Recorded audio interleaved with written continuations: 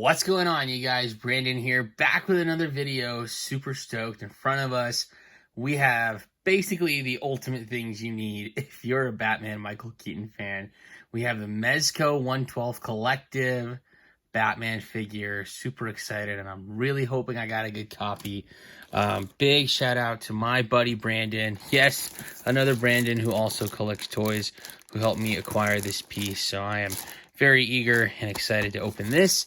And we have the, oh my gosh, massive McFarlane Flash Batmobile from the movie. Super excited.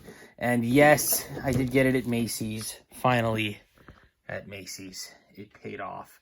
A lot of trial and error and patience, but we got it. We are going to get these awesome toys out of the packaging and take a closer look. Stay tuned. Moment of truth. Is it a good copy? Let's find out together. Oh, no. Oh, this doesn't look good. Oh, shoot. Let's see what we got here. We got some goods. Man, we got a lot of stuff.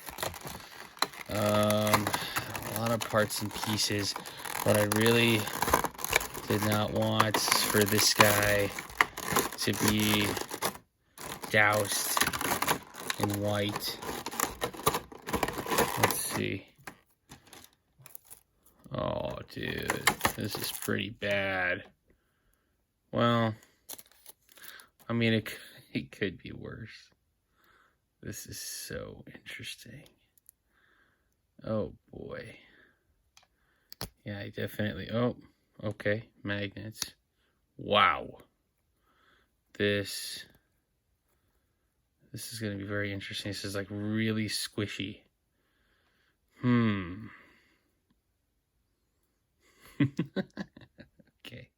All right, you guys, we got everything out of the packaging. Let's dive on in and take a closer look. All right, so for the Mezco Batman, we have a lot of accessories. That is pretty massive, and the fact that we get 4 heads for this guy is incredible. There is a cape without a wire attached. We have a flight stand piece and some more accessories. So you can definitely get some really cool shots if you're a photographer or if you're into toy photography. Here's Batman himself. He has a stand, and I've got his cape on him, and we've got one of those heads on him. We'll take a closer look at Batman now. There was so much hype surrounding this figure. Having it in hand, honestly, I am still trying to just digest everything that is here and what this figure even is. So with the cloth cape, and the cape is very difficult to put on, but it looks like we have a bend right here and right here as well. So you can do some posing, and I think there's another wire in here as well. Yes, there's another wire right here. And same here.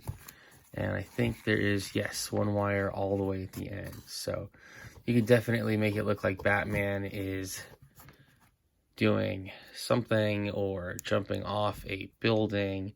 There's definitely a lot of options there with the cape. So that is cool. How the cape attaches is a pretty difficult part. So with the magnet attached here for the head, it looks like a plastic piece, kind of like a collar that goes around here. Very, very difficult to put on. The figure itself is like a very soft, rubbery, almost like one of those stretchy toys like Stretch Armstrong. So that is very weird. Beneath that is like a metal skeleton, and what the instructions say basically is that you get a good range of motion, and it kind of shows you about what that looks like between 60 to 90 degrees. And so that is very, very interesting.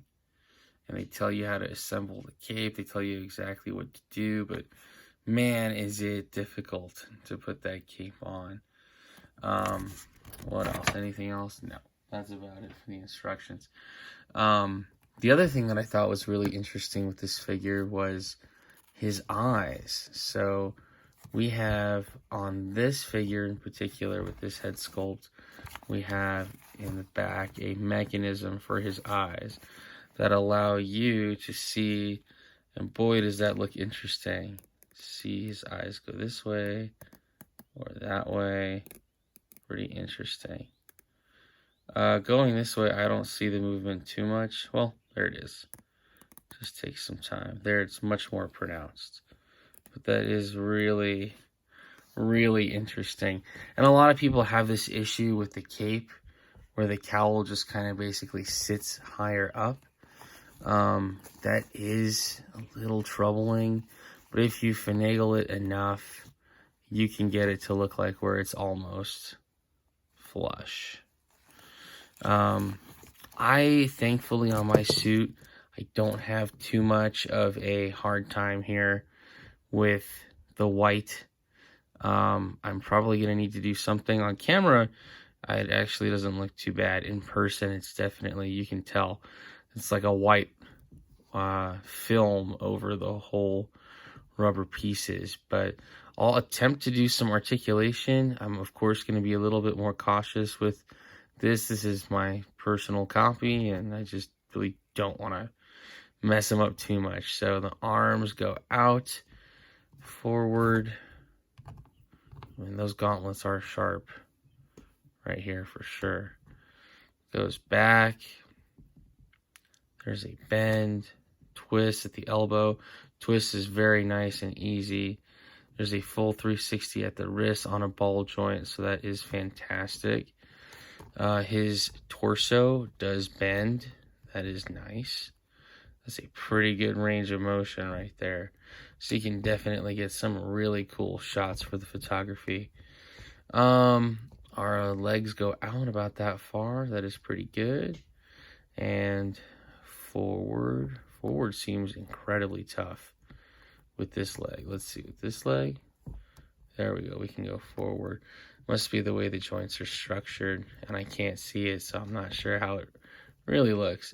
There's definitely a double joint in the knee, and we do have a boot cut, and we do have ankles with this thing here that kind of hinders it for sure, but it does look like it's on a rocker pivot, so that is nice.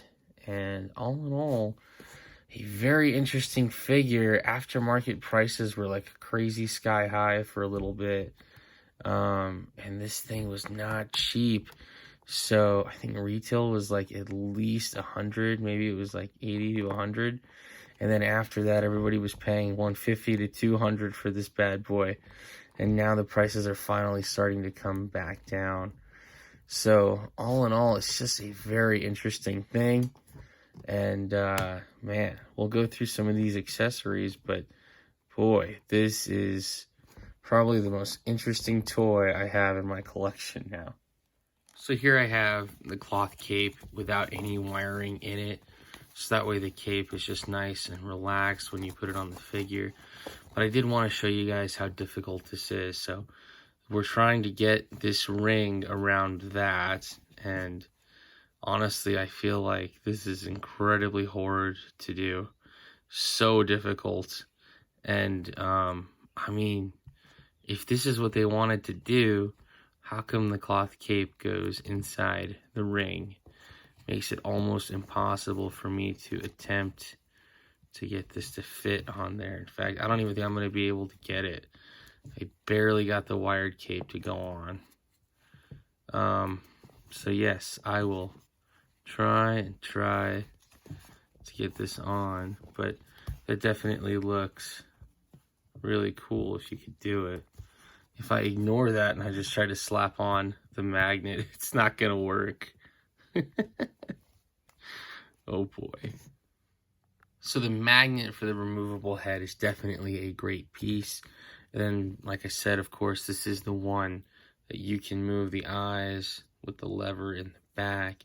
And the likeness to Michael Keaton, to what we saw in Batman 89, is pretty incredible. I really like that a lot. We have another one, and this is kind of a static pose. Batman, just a very nice, simple look. And I really like that. It's probably going to be my favorite head sculpt out of all of these. They absolutely nailed that look. That looks incredible. The next one that we got is making a little bit of an expression, kind of like he's looking out. You can see like the expression in his cheeks and his lips. You can see his teeth a little bit. So that is very interesting. Here's how that looks here. Again, the magnet makes it so simple and effortless and easy. So I really appreciate that. I feel like that's the easiest thing about this figure. I don't know why we don't have more of that. And our last one is a bloody head sculpt with some scratches. And it just looks like he's having a hard day now. But it definitely looks really good. I am such a fan of these head sculpts, and I can't believe we got 4. Super cool and very incredibly detailed. You could easily use one of these for a custom for sure, and you would have a killer one. All right, so for the alternate hands, here is one fully opened hand, and you can see what that kind of looks like. Pretty interesting. And then we also have one closed tight grip hand for the Batarang. Very interesting. I also wanted to show off this accessory. I forget what it's called, but it actually looks really cool. And it looks like it attaches to his wrist, so that is pretty sweet. Can you attach it to the wrist? I'll try momentarily. And then we also get a wire for a grapple gun that is really cool. And so we can try to get some dynamic shots with that as well. So pretty cool for the accessories. Some of these accessories are so small and fragile. This one does work though. This is a very cool idea, taking the wire and adding it to the grapple gun. And yes, Batman can hold that, and it looks really cool. I am very impressed with that. There is the additional option as well of the Batarang with the wire, so that is very cool. So I got the accessory on that goes onto his arm. You'll notice though, like just to get his arm raised, he has to go, against the grain here with the cape, and the head does not want to stay flush. And so it doesn't really look, it looks pretty cool, but I can definitely tell that there's something wrong with the head and the way that it's sitting on the body. As for this accessory, it looks really cool. Let me know in the comments below if you know what this thing is called, but it definitely looks cool, and these come apart like that, so I thought that was really cool. Next, taking a look at the Batmobile. This thing is massive, and the accessories that we get are these 2 wings. So we'll attach those, and they are labeled right and left, which is great. So you can't mess that up too much. And then we also get a card that you can find in the cockpit of the vehicle. And it just has some really nice art of the Batmobile and a quick bio. So this is the left wing, and over here we have a nice letter L. So you probably can't mess that up. Whoa, what the heck? Okay, there we go. Not too bad. And we'll do one more for right.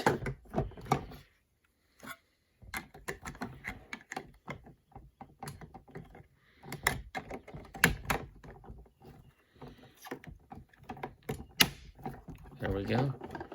All right, that's like a one-time install. I definitely would not want to take those out again. The car itself is very light, but it is massive in scale. It does look pretty good. We have a silver turbine at the front, and the rest of it is a nice shiny plastic, very shiny black finish. We have some cool designs on the side, hubcaps there with the gold on the bat emblem. So that is pretty cool. We press this button and the canopy pops open.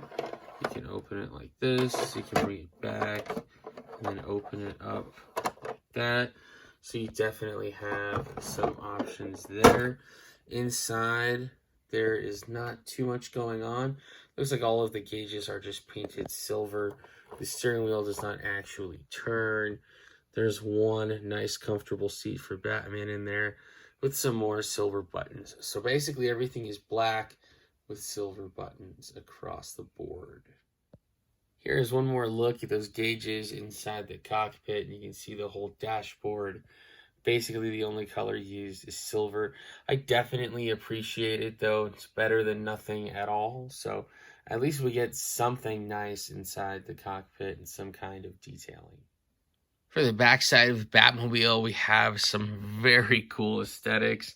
Some nice brake lights and the exhaust. Looks very cool.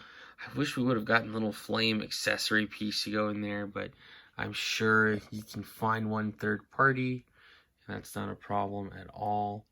Honestly, you guys, it's a very cool looking car, very cool display. I definitely see what people say about the canopy being a different color than the rest of the car. I mean, it's pretty obvious and not something I'm a fan of at all. But I kind of wish this car had some feature or some kind of functionality. And honestly, I mean, the guns don't pop out. There's no exhaust. There's no jail cell back there for your bad guys. So it's just a really nice looking display piece. I mean, I will say I like that the canopy has the double option to roll forward or to roll up. So that is pretty cool. But all in all, I wish it did something for 60 bucks. So the Batmobile rolls pretty good, nice and smooth. It has rubber tires, which I really appreciate. Front tires move together, back tires move together. The undercarriage looks really cool, and there's a very nice bat symbol there. So I gotta say, I really do like this piece a lot. And all in all, it's very cool. As far as functionality goes, it really does not do anything. This missile doesn't come out. These guns don't pop out. The canopy opens forward, opens back like that. And on the back side, it also doesn't do anything. There's no exhaust that comes out of here. There's no jail cell compartment here. And I think that's about it. I think that's all the things I'm used to with the older Batmobiles.